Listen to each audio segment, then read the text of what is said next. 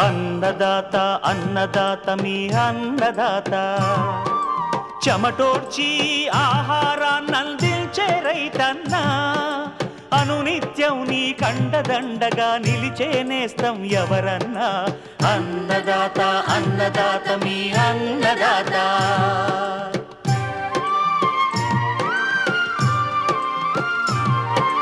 నూతన రీతుల సాగుబడికి నూరింతలు పెరిగే దిగుబడికి సూచనలిచ్చే సస్య రక్షణకు పశు పోషణకి శాస్త్ర విజ్ఞానం అందించి ముందుకు నడిపే తెలుగు రైతు భారతదేశానికి మకుటం అయ్యేలా తీర్చిదిద్దే ఆశయంతో మిమ్ము మేలు కొలిపేది అన్నదాత అన్నదాత అన్నదాత మీ అన్నదాత అన్నదాత అన్నదాత మీ అన్నదాత. అన్నదాత ప్రేక్షకులకు నమస్కారం. ఈనాటి ముఖ్య అంశాలు: రబీ అపరాల పంటల్లో అధిక దిగుబడులకు సూచనలు,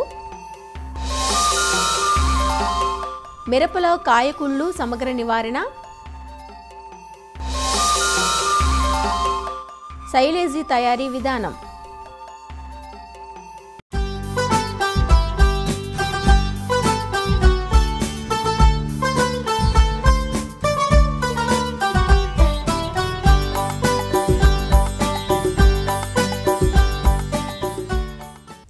రైతుకు నమ్మకమైన ఆదాయాన్నిచ్చే పంటలుగా అపరాలకు ఎప్పుడూ ఆదరణ ఉంటుంది. తక్కువ పెట్టుబడితో పంట పూర్తవటం, కంది మినహా ఇతర పప్పుజాతి పంటలు స్వల్పకాలంలోనే చేతికందటం, రైజోబియం వేరు బుడిపెల ద్వారా గాలిలో ఉన్న నత్రజనిని స్థిరీకరించి నేలకు అందించటం వంటి పలు సానుకూలతలు ఈ పంటల సాగులో రైతుకు కలిసి వస్తున్న అంశాలు. ముఖ్యంగా ప్రస్తుత సమయంలో పెసర, మినుము, శనగ, కంది వంటి అన్ని అపరాల పైర్లు పొలాల్లో కనిపిస్తున్నాయి. ఇప్పటికే విత్తిన పంటలు ప్రస్తుతం ఎదుగుదల నుంచి పూత, పిందె వరకు పలు దశల్లో ఉన్నాయి. పైరు దశను అనుసరించి యాజమాన్య సస్యరక్షణ పద్ధతులను ఆచరించినప్పుడే వాటి సామర్థ్యం మేరకు దిగుబడులను పొందవచ్చు. వివరాలు ఇప్పుడు చూద్దాం.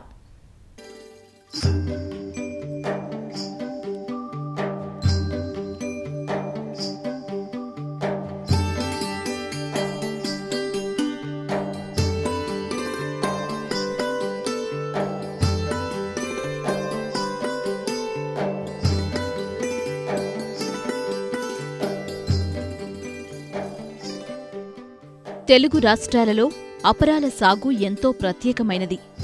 ఏక పంటగానే కాక పలు పంటల్లో అంతర, మిశ్రమ పంటగా సాగు చేయటం, పంట మార్పిడి కోసం గతంతో పోలిస్తే అధిక దిగుబడులిచ్చే పలు సంకరాలు, చీడపీడలను తట్టుకునే వంగడాలు అందుబాటులో ఉండటం, ఖరీఫ్తో పోలిస్తే రబీలో దిగుబడులు నాణ్యంగా ఉండటం, సాగులో అందివస్తున్న సాంకేతికతతో ఈ పంటల సాగు రైతుకు లాభదాయకంగా మారింది.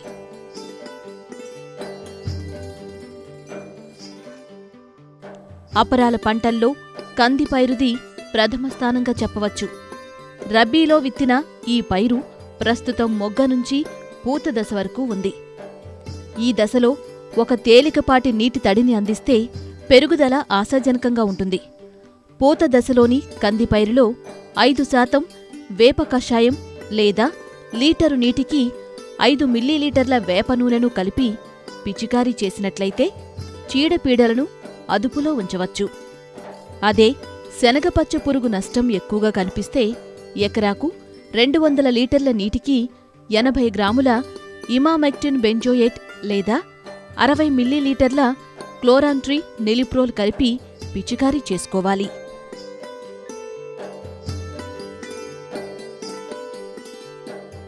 రబీ కాలంలో అటు మాగాణుల్లోనూ ఇటు మెట్టలోనూ సాగు చేసుకునే వీలున్న అపరాల పంటలు పెసర, మినుము. ప్రస్తుతం ఈ పైర్లు బెట్టకు గురికాకుండా తేలికపాటి తడిని అందించాలి. 2% యూరియా ద్రావణం లేదా లీటరు నీటికి 5 మిల్లీలీటర్ల మల్టీకే కలిపి పిచికారీ చేసినట్లయితే దిగుబడితో పాటు గింజ నాణ్యత కూడా పెరుగుతుంది. రాత్రిళ్లు మంచు కురవటం, పగటి ఉష్ణోగ్రతలు ఎక్కువగా నమోదవుతున్న ప్రస్తుత వాతావరణం మినుము, కంది, పెసర, శనగ పంటలపై తీవ్ర ప్రభావాన్ని చూపుతోంది. ముఖ్యంగా రసం పీల్చే పురుగుల తాకిడి ఎక్కువగా ఉండి దిగుబడులను హరించివేస్తున్నాయి. పేనుబంక నివారణకు లీటరు నీటికి 1.6 మిల్లీలీటర్ల మోనోక్రోటోఫాస్ లేదా 1.5 గ్రాముల ఎసిఫేట్ కలిపి పిచికారీ చేసుకోవాలి. పెసర, మినుముకు నష్టం చేసే తెగుళ్లలో పల్లాకును ప్రధానంగా చెప్పుకోవాలి. రసం పీల్చు పురుగులైన తెల్లదోమ వల్ల ఈ తెగులు వ్యాప్తి చెందుతుంది. కాబట్టి ముందుగా తెగులు సోకిన మొక్కలను పీకి నాశనం చెయ్యాలి. తరువాత లీటరు నీటికి 1.5 గ్రాముల ఎసిఫేట్ లేదా టైఫెన్ థయూరాన్ కలిపి మొక్కంతా బాగా తడిచేలా పిచికారీ చెయ్యాలి. ప్రస్తుత కాలంలోని మంచును ఉపయోగించుకుని నల్ల నేలల్లో అధిక విస్తీర్ణంలో సాగయ్యే అపరాల పంట శనగ. ఈ పైరు విత్తిన 20-25 రోజుల వరకు కలుపు లేకుండా అంతరకృషి చేసుకున్నట్లయితే భూమిలోని తేమ ఎక్కువ రోజులు మొక్కలకు అందుతుంది. పైరు విత్తిన 35-55 రోజుల దశలో తేలికపాటి నీటితడులందిస్తే దిగుబడులు నాణ్యంగా ఉంటాయి. పైరు మొగ్గ దశలో 2% యూరియా ద్రావణం పిచికారీ చేస్తే పూత, పిందె నిలబడి అధిక దిగుబడులకు దోహదపడతాయి. ఆలస్యంగా విత్తిన పంట తొలిదశలో పచ్చరబ్బరు పురుగు నష్టం ఎక్కువగా ఉంటుంది. దీని నివారణకు లీటరు నీటికి 2 మిల్లీలీటర్ల క్వినాల్ఫాస్ లేదా 1.5 గ్రాముల ఎసిఫేట్ లేదా 1 గ్రాము థయోడీకార్బ్ కలిపి పిచికారీ చెయ్యాలి.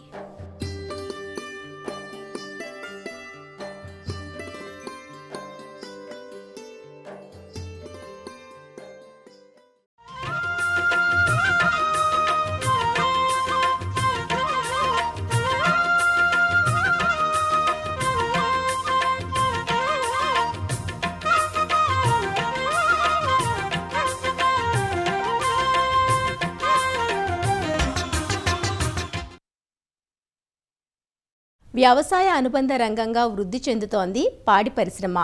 పాడి పశువుల పోషణలో 60-70% వరకు ఖర్చు మేపుకే అవుతుంది. పరిశ్రమ లాభదాయకంగా సాగాలంటే మేత ఖర్చులు తగ్గించుకోవాలి. పచ్చి మేతలను సొంతంగా సాగు చేసుకోవడం అన్నిందాలా లాభదాయకం. సీజన్లో గ్రాసం విరివిగా లభ్యమవుతుంది. కానీ ఎండాకాలం వచ్చేసరికి తీవ్ర కొరత ఏర్పడుతుంది.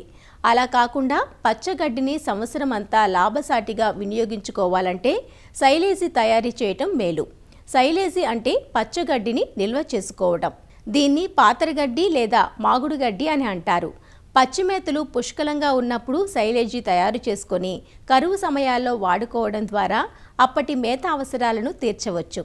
సైలేజీ తయారీలో తగు జాగ్రత్తలు తీసుకుంటే సైలేజీ నాణ్యత బాగుండి ఎక్కువ కాలం నిల్వ ఉంటుంది. అదే జాగ్రత్త లోపిస్తే బూజు పట్టి పనికి రాకుండా పోతుంది. పశుగ్రాసాన్ని సైలేజీగా మార్చడంలోని మెలకువలు, ప్రయోజనాలను మనకందిస్తున్నారు శ్రీకాకుళం జిల్లా పశుసంవర్ధక శాఖ శిక్షణా కేంద్రం సహాయ సంచాలకులు డాక్టర్ ప్రసాదరావు. రానున్న వేసవి కాలంలో ఈ పచ్చి మేత సమస్య రాకుండా ఉండటానికి ఈ కాలంలో విరివిగా దొరికిన పచ్చి మేతని పాత్ర వేయించుకొని మాగుడు గడ్డి లేదా సైలేజుగా మార్చుకొని నిల్వ చేసుకున్నట్లయితే పాడి పరిశ్రమని లాభసాటిగా నిర్వహించడానికి అవకాశం ఉంటుంది. మరి ఈ మాగుడు గడ్డి లేదా పాత్ర గడ్డి తయారు చేసుకోవడానికి ముఖ్యంగా ఎన్ని పాడి పశువులు తమ దగ్గర ఉన్నాయనేది లెక్కించుకొని ఆ లెక్క ప్రకారం ఎంత మొత్తంలో ఈ గడ్డి కావాలనేది ముందుగా చూసుకోవాలి. సాధారణంగా ఈ వేసవి కాలం అనేది 120 రోజులు. 10 ఆవులు ఉన్నవాళ్ళు ప్రతిరోజు ఒక్కొక్క పశువుకి 20 కేజీల ఈ సైలేజీ లేదా మాగుడు గడ్డి ఇవ్వాల్సి ఉంటుంది. కాబట్టి ఈ 120 రోజులకి 10 ఆవులు ఉన్నట్లయితే 24,000 కేజీల ఈ మాగుడు గడ్డి అవసరం ఉంటుంది. తర్వాత 200 GSM పాలిథిన్ షీట్ అనేది కావాలి. ఇది ప్రతి అడుగు గుంతకు 1.5 చదరపు అడుగుల షీట్ అవసరం అవుతుంది. పాల కంకి దశలో ఉన్న పశుగ్రాసం ముఖ్యంగా మొక్కజొన్న అనేది మాగుడుగడ్డి తయారు చేయడానికి అనుకూలమైంది. కాబట్టి ఈ పాల కంకి దశలో ఉన్న మొక్కజొన్న కావాలి. తర్వాత ప్రతి టన్నుకి 5 కిలోల రాళ్ళ ఉప్పు, 10 లీటర్ల నీటిలో కలపడానికి కావలసిన 1 కిలో బెల్లం అనేది కావాలి. పాల కంకి దశలో ఉన్న పంటని పొద్దున్నే కోసి మధ్యాహ్నం వరకు నీడలోనే ఆరబెట్టాలి. ఎందుకంటే ఎక్కువ శాతం తేమ ఉన్నట్లయితే మంచి సైలేజ్ తయారయ్యే అవకాశం ఉండదు. తర్వాత చాపు కట్టర్తో చిన్న చిన్న మొక్కలుగా సాధారణంగా 5 సెంటీమీటర్లు సైజులో మొక్కలు కట్ చేసుకొని సిద్ధంగా ఉంచాలి. ఎన్ని కేజీల సైలేజ్ మనకు అవసరం అనేది లెక్కించుకున్న దాన్ని బట్టి ఈ గుంత సైజ్ అనేది మనం నిర్ణయించుకోవాలి. 1 ఎకరా స్థలంలో మనం ఈ మొక్కజొన్న పెంచుకున్నట్లయితే 20 మెట్రిక్ టన్నుల గడ్డి అనేది లభ్యమవుతుంది. కాబట్టి 10 పశువులకు 120 రోజులకి ఈ సైలేజ్ కావడం కోసం 2 ఎకరాల్లో మొక్కజొన్న అనేది పెంచుకోవాలి. 15 కేజీల పచ్చి మేతను సైలేజ్గా మార్చడానికి 1 ఘనపు చదరపు అడుగుల స్థలం కావాలి. ఒకే గోతిలో ఈ సైలేజ్ తయారు చేసుకున్నట్లయితే ఒకసారి వాడకం మొదలుపెట్టిన తర్వాత ఆ సైలేజ్ పాడైపోయే అవకాశం ఉంటుంది. కాబట్టి ప్రతి నెల రోజులకి 1 గుంత చొప్పున 4 గుంతల్ని తవ్వుకోవాలి. 20 అడుగుల పొడవు, 10 అడుగుల వెడల్పు, 3 అడుగుల లోతుతో ఒక్కొక్క గోతి తీసుకోవాలి. 9000 కేజీల పచ్చి మేతని ఒక్కొక్క గొంతులో మనం సైలేజ్ మార్చడానికి వేయాల్సి ఉంటుంది. ప్రతి 3 లేదా 4 అడుగులు వేసిన తర్వాత గాలి చొరబడకుండా ఉండటానికి బాగా తొక్కించి ఆ తర్వాత మళ్ళీ వాటిపైన ఒక్కో టన్నుకు 5 కిలోల రాళ్ల ఉప్పు, 1 కిలో బెల్లాన్ని 10 లీటర్ నీటిలో కలిపి పిచికారీ చేయాలి. ఒక్కొక్క పొర మాదిరిగా ఆ పై వరకు కూడా ఈ గడ్డిని పరుచుకుంటూ రావాలి. పైన టార్పలిన్ షీటు పరిచి బాగా బరువు అనేది దాని మీద పెట్టాలి. ఇటు పరిస్థితిలో కూడా గాలి చొరబడకుండా. 2-3 రోజుల తర్వాత లోపల తేమ అనేది తగ్గడం మూలంగా కొంత లూజ్ అనేది ఈ గుంతలో ఏర్పడుతుంది. సో మళ్ళీ దాని మీద గట్టిగా తొక్కినట్లయితే ఆ గాలి అంతా పోయి గాలి లేకుండా లోపల ఉంటుంది. కాబట్టి నెల నుంచి 45 రోజుల వ్యవధిలో పచ్చి మేత అనేది సైలేజ్గా లేదా పాతరగడ్డిగా మారి పశువులకి వేసవిలో పశుగ్రాస కొరత లేకుండా చేయటానికి అవకాశం ఉంటుంది. ఈ సైలేజ్ గడ్డిలో ఉన్న మంచి వాసన లేదా తీపి వాసన మూలంగా పశువులు ఇష్టంగా తింటాయి. మాంసకృతుల శాతం పెరుగుతుంది. పశువులు జీర్ణమయ్యే అవకాశం కూడా చాలా ఎక్కువ అవుతుంది. కాబట్టి ఈ విధంగా అధికంగా పండించిన మొక్కజొన్న వంటి పంటని సైలేజ్గా మార్చుకున్నట్లయితే దానా ఖర్చు తగ్గి పాలకు గిట్టుబాటు ధర పెరిగి రైతుకి అధిక లాభాలు పొందడానికి అవకాశం ఉంటుంది.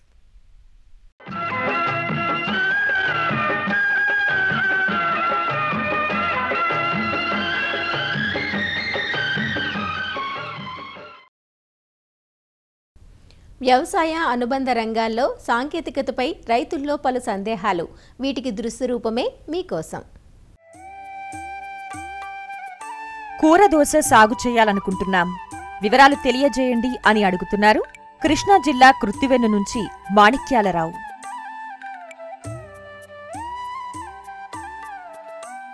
ఈ కూరదోస అనేది అన్ని ప్రాంతాల్లో కూడా అన్ని కాలాల్లో కూడా సాగు చేసుకోవడానికి అనుకూలమైన పంట. అన్ని రకాలైన నేలల్లో కూడా మనం సాగు చేసుకోవచ్చు. ప్రత్యేకించి బరువైన నల్ల నేలల్లో కానీ లేదంటే ఎర్రగరప నేలల్లో కానీ ఈ పంటని సాగు చేసుకోవడానికి బాగా అనుకూలమైనది. చౌడు లేకుండా మురుగునీరు పోయే సౌకర్యం ఉన్న ఎటువంటి నేలల్లోనైనా కూడా ఈ కూరదోసని సాగు చేసుకోవచ్చు. రకాలు కానీ చూసినట్లయితే RNSM1 అనే రకం చారలు కలిగి ఉండి పెద్ద కాయ వస్తుంది. ఇది కొంచెం పులుపు ఉండటం వలన అన్ని రకాల వంటకాల్లో కూడా వాడుకోవడానికి అనుకూలమైనది. అదేవిధంగా RNSM3 అనే రకం ఉంది. ఇది పసుపు రంగులో ఉండి ఎటువంటి మచ్చల్లో చారలు లేకుండా ఉంటుంది. ఇది కూడా మంచి అన్ని రకాల వంటకాల్లో కూడా వాడుకోవటానికి కొంచెం పులుపుకు తక్కువగా ఉండే రకం, అన్నిటికి కూడా అనుకూలమైన రకం. ఈ 2 రకాలు కూడా సుమారుగా 120 నుంచి 130 రోజుల పంట కాలం కలిగి ఉంటాయి. వీటిని కానీ మనం సాగు చేసుకోవాలనుకున్నట్లయితే ముందుగా ఈ విత్తనాన్ని సేకరించుకొని పొలంలో కాలువలు తోలుకున్న తర్వాత కాలువలు అనేది 60 సెంటీమీటర్ల వెడల్పు ఉండే కాలువలని మీటర్ నుంచి మీటర్న్నర దూరంలో ఉండే విధంగా కాలువలు చేసుకోవాలి. ఆ చేసుకున్న కాలువలలో మధ్యలో కాలువకి 2 వైపులా కూడా ఈ విత్తనాలని 75 సెంటీమీటర్ల దూరంలో నాటుకున్నట్లయితే ఈ నాటుకున్న మొక్కలకి నీరు అందించడానికి కాలువ ద్వారా నీరు పారించవచ్చు. లేదంటే డ్రిప్ ద్వారా మనం చేసుకోవాలనుకున్నట్లయితే వెడల్పాటి బెడ్స్ చేసుకొని దానిలో ఈ విత్తనాన్ని డ్రిప్ లైన్కి అటు ఇటు 75 సెంటీమీటర్ల దూరంలో వేసుకున్నట్లయితే మంచి ఫలితాలు పొందవచ్చు. డ్రిప్తో పాటుగా మనం మల్చింగ్ను కూడా వాడుకోవచ్చు. మల్చింగ్ అంటే ప్లాస్టిక్ మల్చిని 30 మైక్రాన్ ఉండేటువంటి సిల్వర్ కలర్ పాలిథిన్ మల్చిని కానీ వాడుకున్నట్లయితే నీటి ఆదానే కాకుండా కలుపును కూడా మనం నివారించుకునేదానికి అవకాశం ఉంది. పంట సాగు చేసుకునే దానికి ముందుగానే మనం ఎకరానికి వచ్చేసి 10 నుంచి 12 టన్నుల పశువుల ఎరువు వేసుకున్నట్లయితే మంచి ఫలితాలు సాధించవచ్చు. ఆ పశువుల ఎరువు వేసుకున్న తర్వాత బెడ్లు కానీ లేదా బోదెలు కానీ తయారు చేసుకున్న తర్వాత విత్తనం నాటుకోవాల్సి ఉంటుంది. ఎకరానికి వచ్చేసి ఇది కేజీ వరకు విత్తనం అవసరం పడుతుంది. ఈ విత్తనాన్ని మనం నాటుకున్న తర్వాత కలుపు రాకుండా ఉండాలంటే నాటిన 48 గంటల లోపు నేలలో తేమ ఉన్నప్పుడు పెండామెథిలిన్ అనే మందుని 1.2 లీటర్లు 200 లీటర్లలో కలుపుకొని పొలంలో నేల మొత్తం తడిచే విధంగా పిచికారీ చేసుకున్నట్లయితే విత్తనం ద్వారా మొలకెత్తే కలుపు మొక్కల్ని మనం నివారించుకునేదానికి అవకాశం ఉంటుంది. తర్వాత ఈ ఎరువులు విషయానికి వచ్చినట్లయితే ఈ దోస పంటకి పంట కాలంలో మనం 40 కేజీల నత్రజని 40 కేజీల పొటాష్ ఇచ్చే ఎరువులతో పాటుగా 30 నుంచి 32 కేజీల భాస్వరం ఇచ్చే ఎరువులను వాడుకోవాలి. భాస్వరం ఎరువుల్ని పొటాష్ ఎరువుల్ని మనం దుక్కులో వేసుకొని నత్రజని ఎరువుల్ని మొక్క నాటిన 30 రోజుల నుంచి మొదలుపెట్టి ఒక 3 దఫాలుగా 30 రోజులకు ఒకసారి 45 రోజులకు ఒకసారి 60 రోజులకు ఒకసారి వేసుకున్నట్లయితే మనం మంచి దిగుబడి తీసుకునేదానికి అవకాశం ఉంది. అదేవిధంగా చలి ఎక్కువగా ఉన్న సమయంలో దీంట్లో మొలక శాతం తక్కువగా ఉంటుంది కాబట్టి జనవరి 15 తర్వాత కానీ నాటుకున్నట్లయితే మొలక శాతం బాగా ఉంటుంది. తర్వాత పంటకు కూడా అనుకూలంగా ఉంటుంది. ఎండలు పెరిగే కొద్దీ దీంట్లో మగపూలతో ఎక్కువ రావడం జరుగుతుంది. ఇవి రాకుండా ఉండాలంటే బోరాక్స్ అనే మందుని 3 నుంచి 4 గ్రాములు లీటర్ నీటికి కలుపుకొని 4 నుంచి 5 ఆకుల స్టేజ్లో 1-2 సార్లు పిచికారీ చేసుకోవాలి. అలా చేసుకున్నట్లయితే ఆడపువ్వులు ఎక్కువగా వచ్చేదానికి అవకాశం ఉంటుంది. అదేవిధంగా ఈ తెగుళ్ళు పురుగుల విషయానికి కానీ వచ్చినట్లయితే ప్రధానంగా పెంకు పురుగు అనేది మొక్క చిన్న దశ నుంచి పెద్ద దశ వరకు ఎప్పుడైనా ఆశించవచ్చు. ఆకుల్ని కొరికి రంధ్రాలు చేయడం జరుగుతుంది. ఈ పురుగును కానీ ఆశించినట్లు గమనించిన వెంటనే మనం ఈ థయోడికార్బ్ అనే మందుని 1 గ్రాము లీటర్ నీటికి కలుపుకొని కానీ లేదంటే క్లోరోపైరిపాస్ 2 మిల్లీలీటర్ల నీటికి కలుపుకొని పిచికారీ చేసుకున్నట్లయితే ఈ పురుగుని మనం నివారించుకునేదానికి అవకాశం ఉంది. అదేవిధంగా ఈ ఆకుల మీద చారలు కలిగేటువంటి ఆకు తొలిచి పురుగు లీఫ్ మైనర్ అంటాం. పాము చారల్లాగా చారలు వచ్చే పురుగు కూడా ఆశించేదానికి అవకాశం ఉంది. ఈ పురుగు కానీ ఆశించినట్లయితే దాని నివారణకు మనం ప్రొఫెనోఫాస్ అనే మందుని 2 మిల్లీలీటర్లు లీటర్ నీటికి కలిపి పిచికారీ చేసుకోవాలి. దాదాపుగా పురుగు మందులు పిచికారీ చేసే ప్రతిసారి కూడా నీమ్ ఆయిల్ వేప నూనెను కానీ మనం 5 మిల్లీలీటర్లు లీటర్ నీటికి కలిపి పిచికారీ చేసుకున్నట్లయితే ఈ పురుగు మందులు ఎక్కువ వాడకాన్ని తగ్గించుకునేదానికి అవకాశం ఉంటుంది. తెగుళ్ళ విషయానికి వచ్చినట్లయితే దీంట్లో మంచు ఎక్కువగా పడేటప్పుడు ఆకులపైన బూజు తెగులు ఆశించేదానికి అవకాశం ఉంది. ఈ బూజు తెగులు కానీ ఆశించినట్లయితే ఆకులపైన పసుపు రంగు మచ్చలు ఏర్పడి వాటిని ఆకును కానీ వెనక్కి తిప్పి చూసినట్లయితే అక్కడ బూజు లాంటి ఈ శిలీంధ్రాలు ఎదుగుదలను మనం గమనించవచ్చు. అట్లా ఈ తెగులు ఆశించిన ఆకులు క్రమేపీ ఎండిపోయి బాగా దిగుబడిలో కానీ కాయ నాణ్యతలో కానీ కాయ పరిమాణంలో కానీ గణనీయంగా తగ్గిపోయేదానికి అవకాశం ఉంటుంది. ఈ తెగులు గమనించిన వెంటనే రిడోమిల్ అనే మందుని 2 గ్రాముల లీటర్ నీటికి కలుపుకొని పిచికారీ చేసుకోవాలి. లేదంటే తెగులు కానీ ఎక్కువగా ఉన్నట్లయితే అజాక్సిస్ట్రాబిన్ అనే మందుని 1 మిల్లీలీటర్ లీటర్ నీటికి కలుపుకొని పిచికారీ చేసుకున్నట్లయితే మంచి ఫలితాలని పొందేదానికి అవకాశం ఉంటుంది. నీటి యాజమాన్యం కానీ చూసుకున్నట్లయితే మీరు బోదెల ద్వారా నీరుని పారించుకోవాలనుకున్నట్లయితే నేల స్వభావాన్ని బట్టి తేలికపాటి నేలల్లో అయితే వారానికి ఒకసారి, అదేవిధంగా బరువైన నేలల్లో అయితే 10 నుంచి 15 రోజులకు ఒకసారి నీటి తడులు పెట్టుకోవాల్సి వస్తుంది కాలువల ద్వారా పారించి. అలా కాకుండా డ్రిప్ ద్వారా ఇచ్చుకున్నట్లయితే ఉదయాన్నే 9 గంటల సమయంలో ప్రతిరోజు అరగంట నుంచి 30 గంట వరకు, అంటే ఒక్కొక్కసారి మనం ఎండలు ఎక్కువగా ఉన్నప్పుడు 1 గంట వరకు వదులుకోవాల్సి వస్తుంది. ఈ విధంగా నీటిని కానీ వదులుకున్నట్లయితే మనకి మొక్కకు కావాల్సిన నీరు సకాలంలో అంది మొక్క బాగా ఎదిగేదానికి అవకాశం ఉంది. సాధ్యమైనంత వరకు డ్రిప్ ద్వారా ఇచ్చుకొని దానిపైన మల్చింగ్ షీట్ చేసుకునే పద్ధతిలో అయితే మనం అధిక దిగుబడులు తీసుకునేదానికి అవకాశం ఉంటుంది.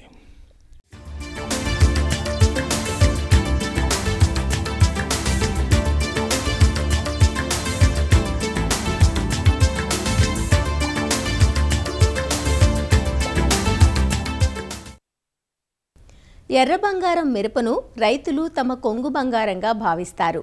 ధర లేకపోతే నిల్వ ఉంచుకొని ధర ఉన్నప్పుడు అమ్ముకుంటారు. ఉభయ తెలుగు రాష్ట్రాల్లోనూ మిరపను ఎక్కువగా సాగు చేస్తారు. ముఖ్యంగా వరంగల్, ఖమ్మం, గుంటూరు జిల్లాలు మిరప సాగుకు పెట్టింది పేరు. గత 4-5 సంవత్సరాలుగా మిర్చికి వైరస్ తెగుళ్లు సమస్యగా మారాయి. కానీ ఈ సంవత్సరం ఖరీఫ్లో ఉన్న అననుకూల వాతావరణం అంటే నిరవధికంగా నవంబర్ మాసం వరకు కురిసిన వర్షాలు మిరపకు మరో క్రొత్త సమస్యను తెచ్చిపెట్టాయి. అదే కాయకుళ్ళు. ఈ తెగులు వల్ల కాయలు తాలుకాయలుగా తెల్లకాయలుగా మారి నాణ్యత దిగుబడులు తగ్గిపోతున్నాయి.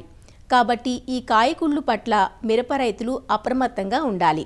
మిరపలో కాయకుళ్ళు లక్షణాలు, నివారణకు పాటించాల్సిన సమగ్ర యాజమాన్యం గురించి ఈరోజు అన్నదాతలో చూద్దాం.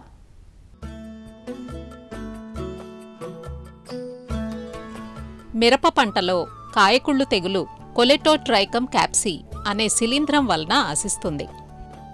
పంట కాపు దశ నుంచి కాయ పండే దశల్లో ఈ తెగులు ఎక్కువగా కనిపిస్తుంది. మంచు బాగా ఎక్కువగా ఉన్నప్పుడు లేదా నవంబర్, డిసెంబర్, జనవరి నెలల్లో వర్షాలు కురిసినప్పుడు ఈ తెగులు ఆశించి చాలా ఉధృతంగా మారడానికి అవకాశం ఉంటుంది. పంట బాగా పెరిగి చాళ్ల మధ్య దూరం పూర్తిగా కమ్ముకుపోయిన పరిస్థితుల్లో కూడా ఈ తెగులు ఆశించి ఉధృతంగా వ్యాపిస్తుంది.